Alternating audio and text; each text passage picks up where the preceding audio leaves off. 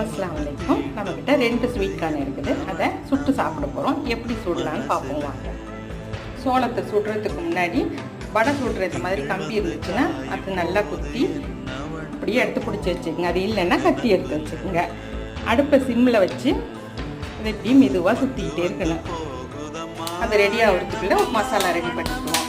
கொஞ்சம் உப்பு, மிளகாய்த்தூள், கரம் மசாலா, கொஞ்சமாக எண்ணெய், அரை மூடி எலுமிச்சம்பழத்தை எடுத்து இந்த மாதிரி ஃபோர்க் வச்சு குத்தி வச்சுருக்கேன். அதில் இந்த மசாலாவை நல்லா மிக்ஸ் பண்ணிக்கோங்க. இப்படி எல்லா பக்கமும் வேகிற மாதிரி சுற்றி சுற்றி சுட்டு எடுக்கணும். பட்டு பட்டுன்னு ஒரு சத்தம் வரும். அதான் அதுக்கு பொரிஞ்சிடுச்சின்னு பதம். நல்லா பொரிஞ்சதுக்கப்புறம் இந்த மசாலாவை இப்படி மெதுவாக தேயுங்க. இதுவும் எல்லா பக்கமும் படுற மாதிரி சுற்றி விட்டு தேயுங்க. சூப்பராக ரெடி ஆயிடுச்சு. இந்த மழை காலத்துக்கு சுட சுட சாப்பிட சூப்பராக இருக்கும். நீங்களும் ட்ரை பண்ணுங்கள்.